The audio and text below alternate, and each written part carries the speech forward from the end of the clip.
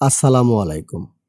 দেশ এবং দেশের বাইরে যে যেখান থেকেই শুনছেন, আমি মোহাম্মদ মনির হুসাইন। সবাইকে জানাই আন্তরিক শুভেচ্ছা ও অভিনন্দন। আজকে যে ঘটনাটি আপনাদের সাথে শেয়ার করতে যাচ্ছি, সেই ঘটনাটি পাঠিয়েছেন ময়মনসিংহ থেকে যুবরাজ। ঘটনাটি ময়মনসিংহের খুব প্রত্যন্ত এলাকায় ঘটে যাওয়া একটি ঘটনা। তো মূল ঘটনায় ফিরে যাই।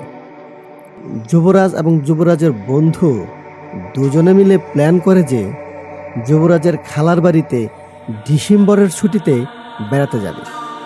তো আপনারা সবাই জানেন ডিসেম্বরের দিকে মোটামুটি ভালোই শীত পড়ে, আর শীতের দিনে গ্রামের পরিবেশটা খুবই সুন্দর। নানান ধরনের পিঠা, আরও অনেক কিছু সব মিলে জেলে তারা খুব মনে মনে খুব ভালো একটি করে ওখানে যে তারা খুব মজা করবে।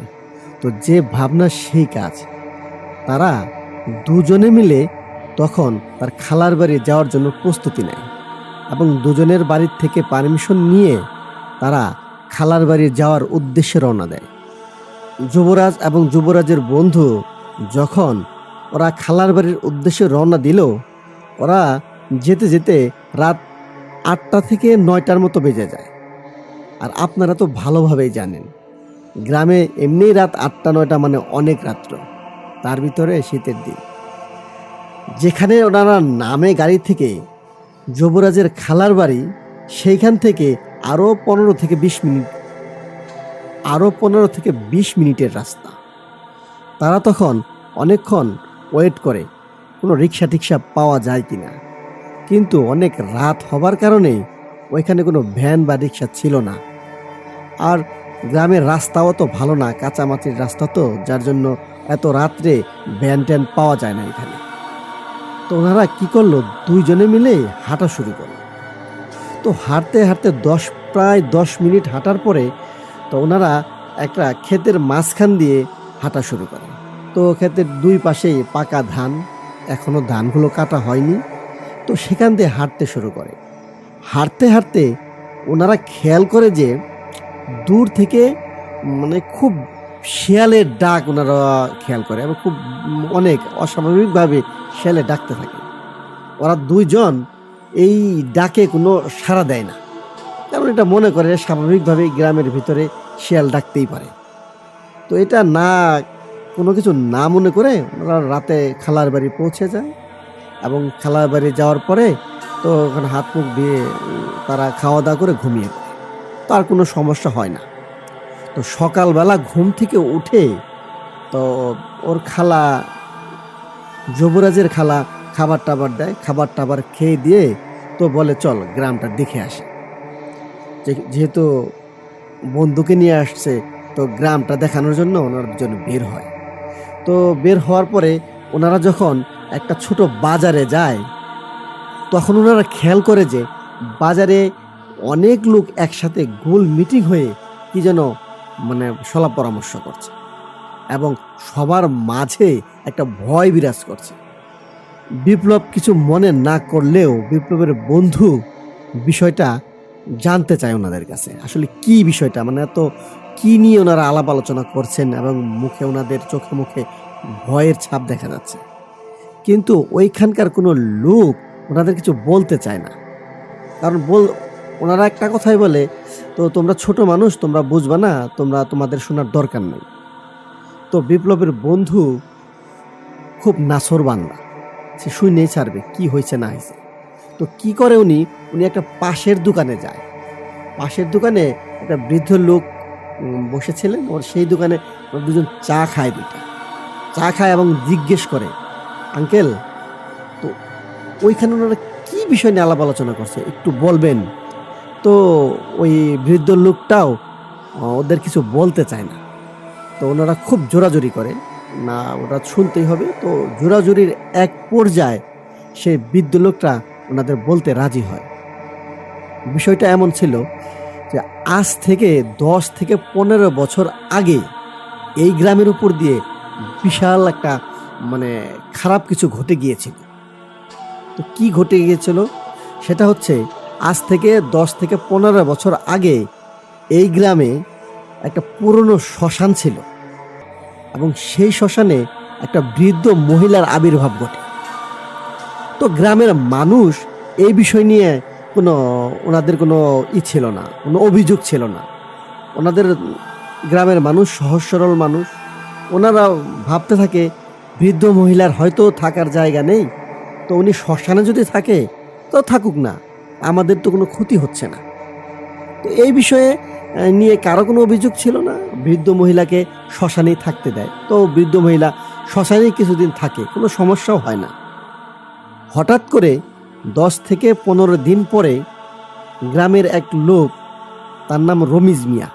তো রমিজ মিয়া তার উঠানে কোনো একটা কিছুর হাঁটার শব্দ উনি পায় এবং ওনার ওয়াইফকে ডাকেন বাড়িতে কোনো চোর আসলো কিনা। তো ওনার ওয়াইফ ঘুমে থেকে ওঠেন এবং রমিজ মিয়া দরজা খুলে দেখতে যাবেন, এমন সময় রমিজ মিয়ার ওয়াইফ বলেন, এইভাবে দেখার দরকার নেই, টিনের ফোঁটা দিয়ে দেখেন বিষয়টা কি। রমিজ মিয়া যখন টিনের ফুটো দিয়ে দেখতে যায়, রমিজ মিয়া যা দেখে তো আটকে ওঠার মতো একটা ঘটনা। রমিজ মিয়া দেখেন ওই শ্মশানে যে বৃদ্ধ মহিলাটা ছিল, ওই মহিলাটা ওনার উঠানে পাইচারি করছেন, এই মাথা থেকে ওই মাথা, ওই মাথা থেকে এই মাথা হাঁটাহাঁটি করছেন। এবং আরও স্বাভাবিক বিষয় হচ্ছে, ওই মহিলার পিছনে 2টা বিশালাকৃতির শিয়াল ছিল। সাধারণত আমরা যেমন শিয়াল দেখে থাকি, শিয়ালের আকৃতি তেমন ছিল না। শিয়ালের আকৃতিটা ছিল তার চাইতেও অনেক বড়। যাই হোক, এটা দেখে রমিজ মিয়া খুবই ভয় পেয়ে যায় এবং রমিজ মিয়ার স্ত্রীও খুব ভয় পেয়ে যায়। তারা দুজনেই রুম থেকে যতটা জানে দৌড়াদৌড়ি করতে থাকে। কোনো মতে রাতটা ওনারা কাটায়।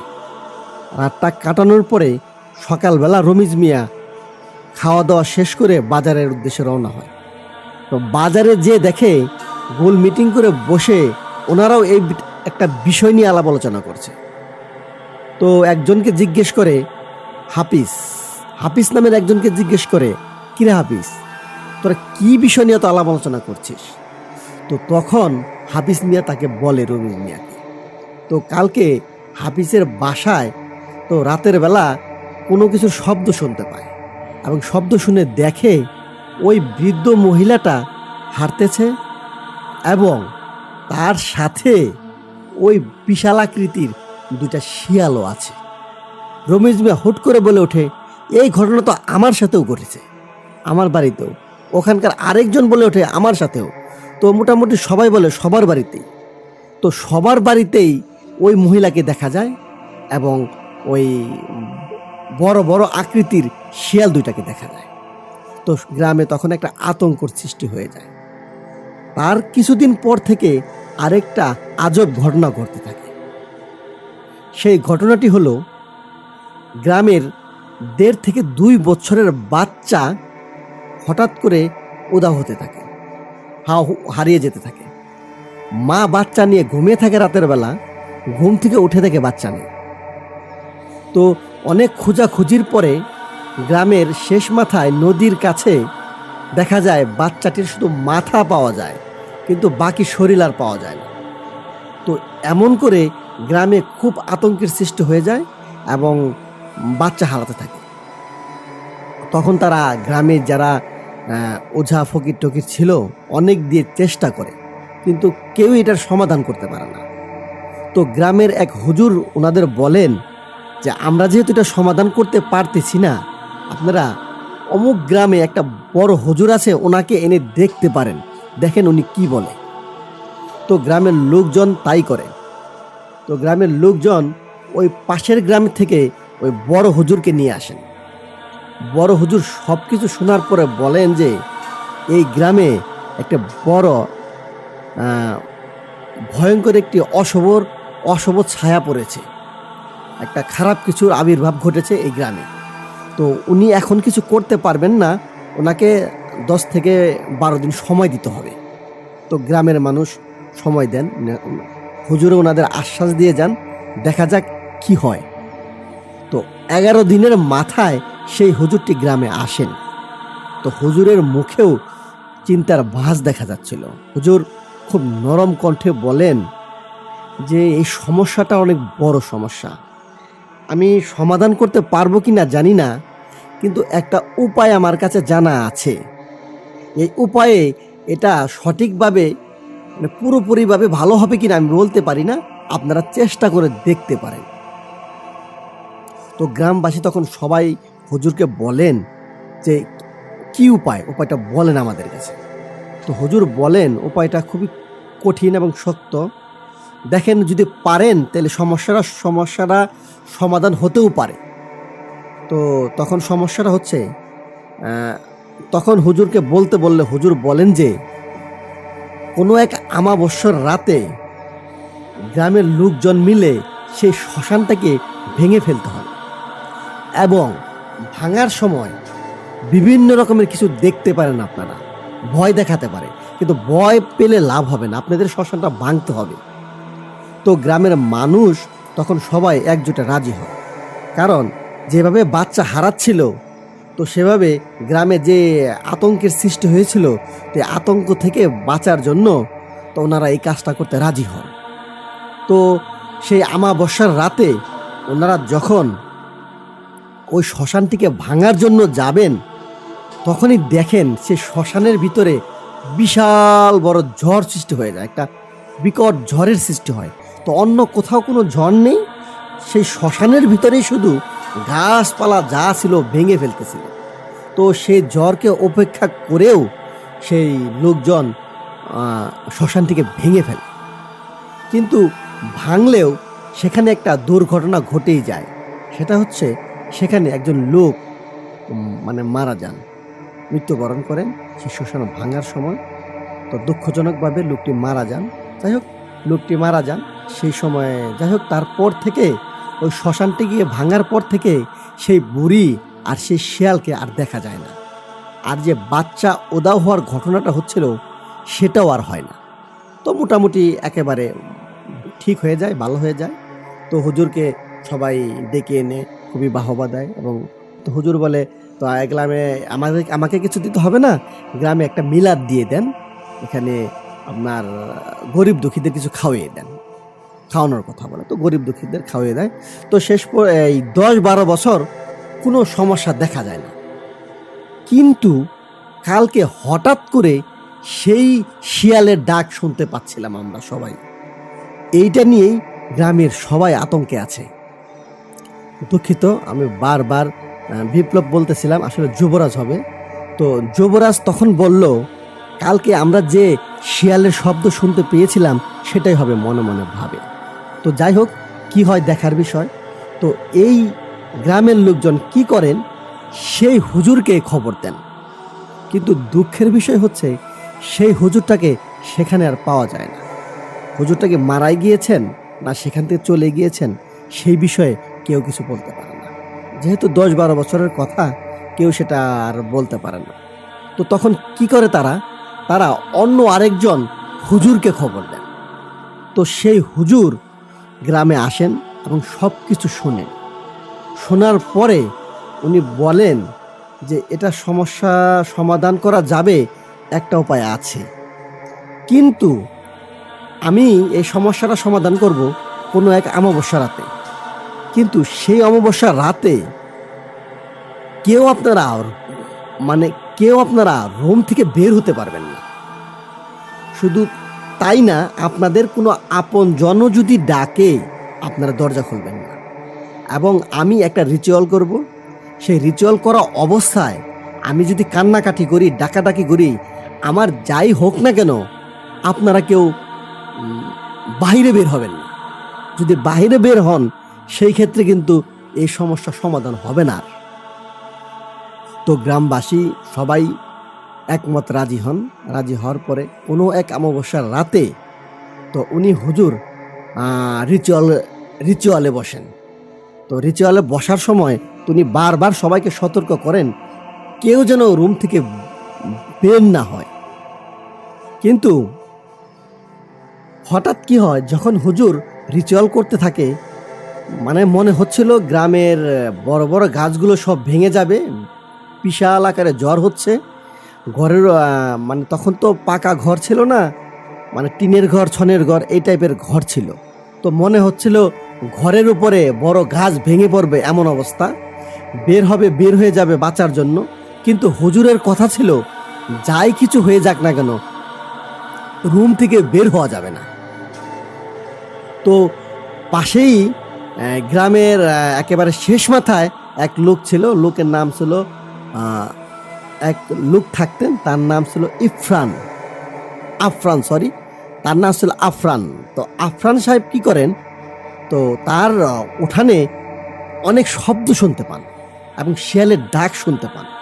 তো উনি ওনার ঘর ছিল বেড়ার উপরে, ছিল আপনার ছন ধানের খড়ের চাল ছিল উপরে। তো উনি ওই বেড়ার ফাঁক দিয়ে দেখেন হাজার হাজার শিয়াল। আগে তো ছিল একটা শিয়াল, ওনার পুরা উঠোন জুড়েই শিয়াল। তো উনি ভয়ে কি করবে, উনি আয়াতুল কুরসি পাঠ করতে থাকেন। যখন উনি আয়াতুল কুরসি পাঠ করতে থাকেন তখন শিয়ালের ডাক আরও বেড়ে যায়। যাই হোক, উনি যে বাসার সামনে হুজুর রিচুয়াল করছিলেন সেই বাসায় বিভিন্নভাবে ওই লোকটিকে ধোঁকা দেওয়ার চেষ্টা করতেছিল। ওনার বাবার সুর ধরে কেউ ডাকছিল, বাবা খোলো, দরজাটা খোলো, আমি বিপদে পড়েছি। কিন্তু উনি দরজা খুলে না। হুজুর খুব চিল্লাচিল্লি করতেছিল, হুজুর খুব ডাকাডাকি করতেছিল, মনে হচ্ছিল হুজুরকে কেউ মারধর করছে এবং যাই হচ্ছে, কিন্তু ওই লোকটা কোনোভাবেই দরজা খুলে না। এক পর্যায়ে এমন চলতে থাকে, গ্রামের কারো চোখে ঘুম ছিল না, কিন্তু এমন হুজুরের অনেকভাবে আর্তনাদ করতে থাকে এবং হুজুর ছাড়াও যে শিয়ালগুলা কান্না করতে থাকে, আর্তনাদ করতে থাকে। খুব ভয়ঙ্কর একটি পরিবেশের সৃষ্টি হয়। যখন ফজরের আজান দেয় তারপরে সব কিছু আস্তে আস্তে ঠান্ডা হয়ে যায়। তখন ঘুম থেকে উঠে যখন সকালের আলো ফোটে তখন সবাই ওই যে বাসায় রিচুয়াল করছিল সবাই কৌতূহলী হয়ে সবাই চলে আসেন এবং এসে দেখেন হুজুর অজ্ঞান হয়ে উঠানের পড়ে আছেন এবং উঠানে 3 কোণায় 3টা কাক মরে পড়ে আছে। তো কাক মরে পড়ে আছে, সবাই এসে হুজুরকে পানি টানি দিয়ে, নাকে মুখে পানি দিয়ে, চোখে মুখে পানি দিয়ে হুজুরকে জ্ঞান ফিরান। এবং হুজুরকে যখন জ্ঞান ফিরান তখন হুজুর ওনাদের সাথে আর ওইভাবে কিছু বলেন না, শুধু বলেন 3টা কাক, এই 3টা কাকরে পুড়িয়ে একটা দূরে কোনো জায়গায় মাটির নিচে পুঁতে ফেলতে বলে এবং পুঁতে ফেলে তারপর থেকে ওই গ্রামে আর কোনো সমস্যা আল্লাহর রহমতে হয়নি। এই ছিল আমার ঘটনা। আজকে যে ঘটনাটি আপনাদের সাথে শেয়ার করতে যাচ্ছি সেই ঘটনাটি বগুড়া থেকে পাঠিয়েছেন নিশাত আপু। নিশাত আপুরা যৌথ ফ্যামিলিতে বাস করেন। ঘটনাটি ঘটে 2015 সালের রমজান মাস থেকে। তো রমজান মাসের 3য় রমজানে নিশাত আপু রাত 1টার সময় খেয়াল করেন, তো ওনাকে ওনার আম্মু ডাকছেন, দরজায় টোকা দিচ্ছেন এবং ডাকছেন, এই ওঠ, রান্না করতে হবে। তো নিশাত আপু প্রতিদিনের মতো ওঠেন, আম্মু একা একা রান্না করবে, আমি যাই একটু হেল্প করি। তো এটা ভেবে উনি দরজা খুলে দেখেন বাইরে কেউ নেই এবং নিশাত আপু ওনার আম্মার রুমের দিকে খেয়াল করেন, দেখেন ওনার আম্মার রুমের লাইট বন্ধ, জ্বালানো নয়। উনি ভাবেন তাহলে কে ডাকলো আমাকে। তো একটু ভয় পেয়ে যান, ভয় পেয়ে রুমে যে শুয়ে পড়েন এবং চেহারি খাওয়ার সময় যখন একত্রে চেহারি খাচ্ছিলেন তখন উনি এই ঘটনাটি সবাইকে বলেন যে আজকে আমাকে তো রাত 1টার দিকে আম্মু ডাকছে, কিন্তু আমি বের হয়ে দেখি কেউ নাই। তো এই কথাটা শোনার পর ফ্যামিলির বাকি যারা ছিলেন সবাই নিশাত আপুকে নিয়ে একটু মজা করেন, তো একটু ওনাকে তাচ্ছিল্য করেন। তো ওনার এই কথাতে উনি একটু লজ্জাও পান, তো উনি আর কিছু বলেন না, ওই দিনের মতো চলে যান। পরের দিন 2য় দিন ওনার আম্মুকে নিশাত আপু ডাকেন এবং নিশাত আপুর আম্মু উঠে নিশাত আপুর রুমের দিকে এসে দেখেন নিশাতের রুমের লাইট জ্বালানো আছে কিন্তু দরজা বন্ধ। তো উনি আর কিছু বলেন না, উনি না বলে রান্না করতে পাকের ঘরে চলে যান, রান্নাঘরে চলে যান। রান্নাঘরে রান্না করতে থাকেন। নিশাত আপু আনুমানিক রাত 2টোর দিকে ওনার আম্মুর রুমে যান এবং বলেন, তুমি যে রান্না করা শুরু করলে আমাকে তো ডাকলা না, আমাকে ডাকলে তো আমরা দুজনে একসাথেই রান্না করতাম, তোমাকে আমি হেল্প করতে পারতাম। তো ওনার আম্মু নিশাতের দিকে তাকিয়ে বলেন, তুই তো আমাকে ডাকলি, তোর ডাকে তো আমি উঠলাম। এই কথা শুনে নিশাত আপু হা করে তাকিয়ে আছেন ওনার আম্মুর দিকে। না, আমি তো তোমাকে ডাকিনি, তাহলে কে ডাকছে তোমাকে? নিশাত আপুর আম্মু বলেন, তুই ডাকিসনি তো কে ডাকলো আমাকে? তোর ডাক শুনেই তো আমি উঠলাম।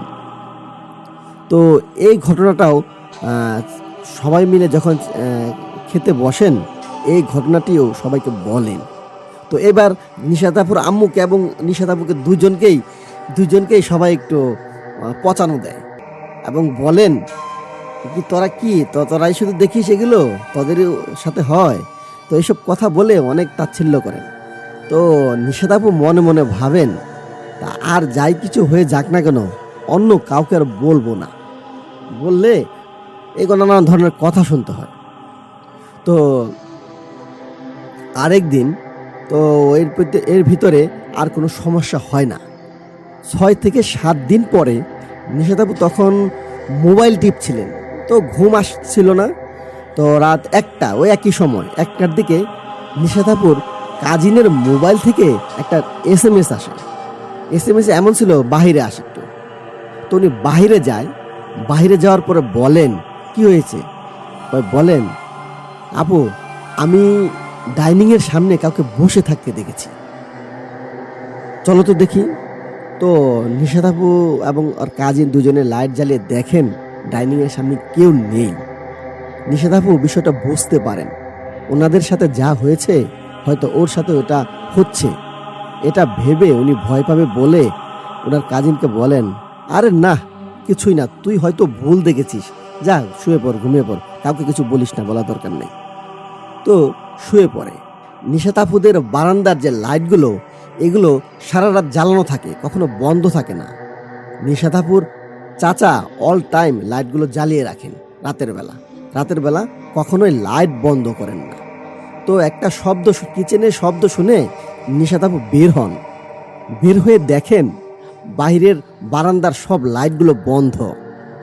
তো নিশাত আপু মনে মনে ভাবেন, হয়তোবা আমার চাচার খেয়াল ছিল না, এর জন্য লাইটগুলো বন্ধ হয়ে আছে। তো এটা ভেবে লাইটগুলো যখনই অন করতে যাবেন, তখনই দেখেন বারান্দায় কে যেন দাঁড়িয়ে আছে, কারো অবয়ব দেখতে পান। তো অবয়ব দেখে উনি চিৎকার দিবে, ঠিক এমন সময় ওনার চাচা দৌড়ে এসে বলেন, এই নিশাত, লাইট বন্ধ করছিস কেন? লাইট জ্বালা। তো নিশাত তখন বলে, চাচা দেখেন ওখানে কে দাঁড়িয়ে আছে। তো এই কথা বলে লাইট অন করে দেখেন রুমের কেউ নেই, ওখানে কেউ নেই, একেবারে শূন্য। তো নিশাতের চাচা তখন বলেন, তুই কি দেখবি, তুই আমার সাথে আস, আমি তোকে দেখাই। এই কথা বলে এবং আরো বলেন, বাড়ির সবাইকে ডাক। তো বাড়ির সবাইকে ডাকার পরে উনি ডাইনিংয়ে যান। ডাইনিংয়ে দেখ কে আছে। এই কথা বলার পরে ডাইনিংয়ে যায়, লাইট জ্বালায়, দেখে কেউ নেই। তখন ওনার চাচা ওনাকে বলেন, তো আমি কিচেনের শব্দ শুনে বাইরে বের হয়ে যখন ডাইনিংয়ের এখানে আসি, তখন মনে হচ্ছিল ডাইনিংয়ে বসে কে যেন কি খাচ্ছে। আমি ডাইনিংয়ে গিয়ে যখনই লাইট জ্বালাই, তখনই দেখি কেউ নেই। তো আমি চোখের ভুল ভেবে লাইটটা আবার বন্ধ করি। যখনই লাইটটি বন্ধ করি, তখনই দেখি কে যেন বসে আছে। আমি এটা দেখার পরে আমি দৌড়ে এখানে চলে আসি। তো বাড়িতে হয়তো কোনো প্যারানর্মাল কিছু ঘটতেছে, কোনো খারাপ কিছু ঘটতেছে। নিশাত আপুর চাচি তখন বলেন, তো একটা ভালো হুজুর দেখান না, দেখালেই তো হয়।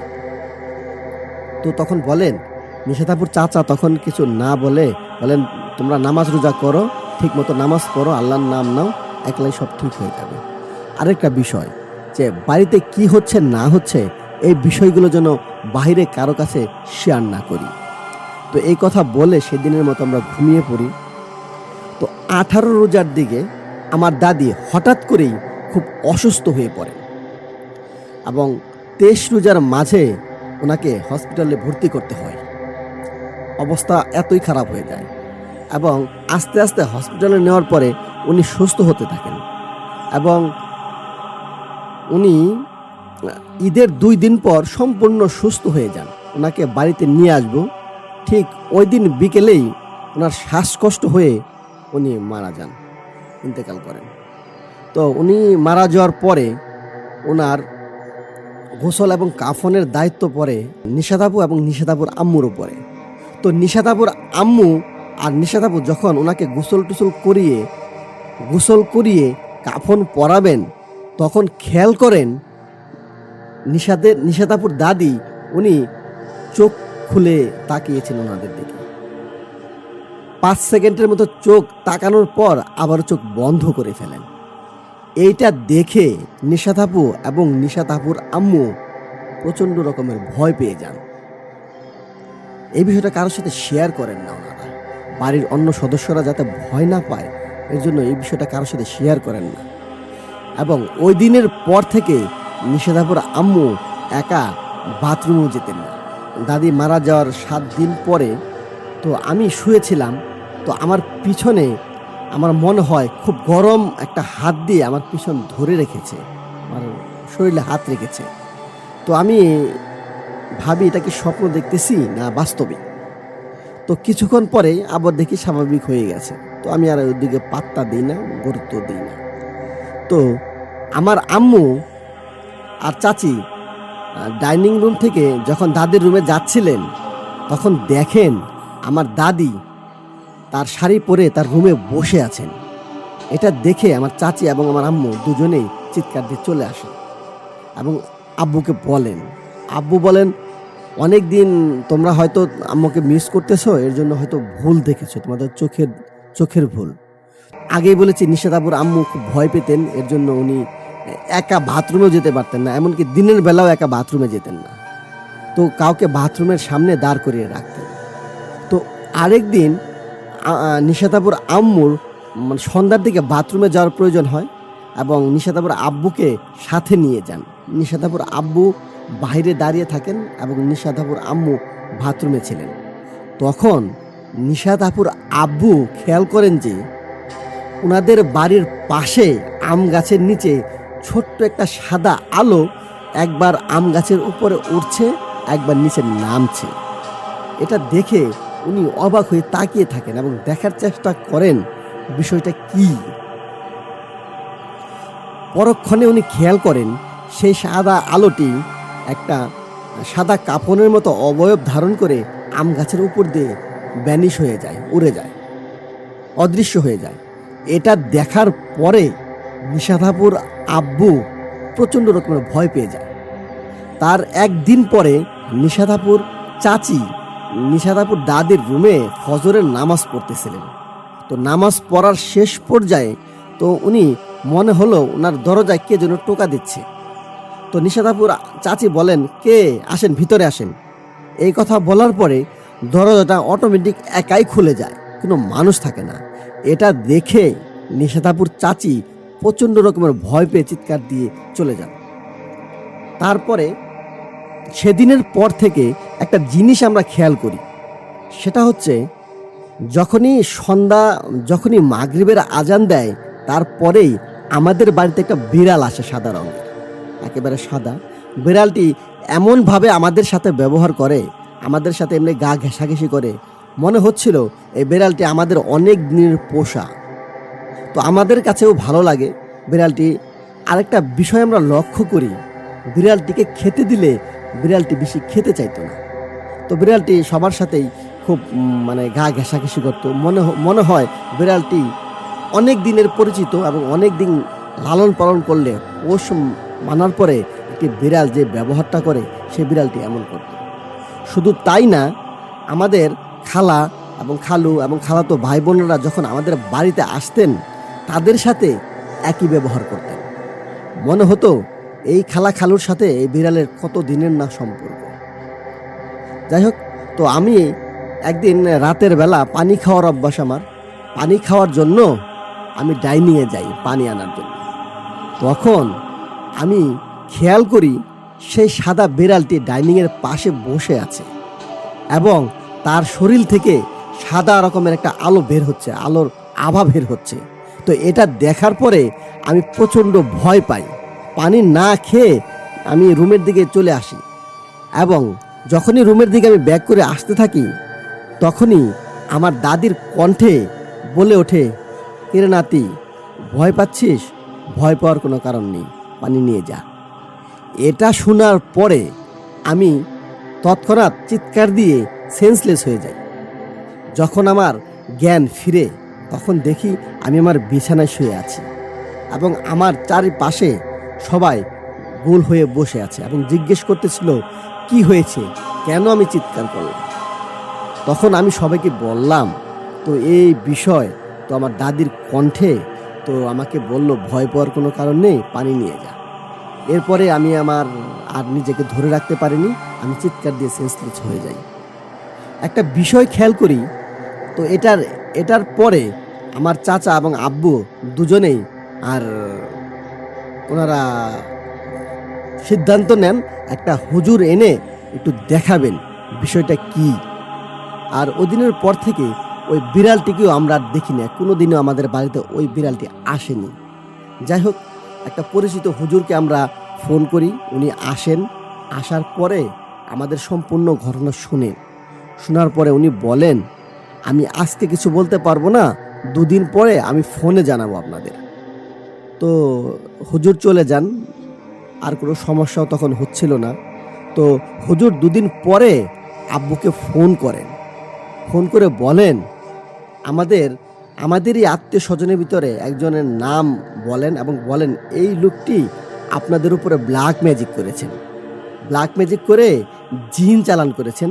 আপনাদের বাড়িতে বিভিন্ন রকমের জিন আসেন আপনাদের ভয় দেখানোর জন্য, যাতে আপনারা এই বাড়িটি ছেড়ে চলে যান। যাক, এখন আমার আব্বু বলেন, আসলে হুজুর এটার কোনো সমাধান নেই।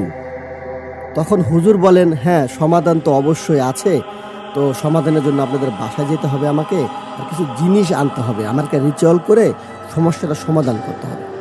তো কিছু জিনিসের নাম বলেন, প্রয়োজনীয় জিনিস বলেন, সেই জিনিসগুলো আব্বু এনে রাখেন এবং হুজুর এসে একটা রিচুয়াল করে আমাদের বাড়িতে বন্ধ করে দিয়ে যান এবং কিছু আমল দিয়ে যান। আমাদের 5 ওয়াক্ত নামাজ পড়তে বলেন এবং আমলগুলো করতে বলেন। আমলগুলো করলে এইগুলো জিন আর আসতে পারবে না আমাদের বাড়ির ধারে পাশে, এবং বাড়িটা বন্ধ করে দিয়ে যান।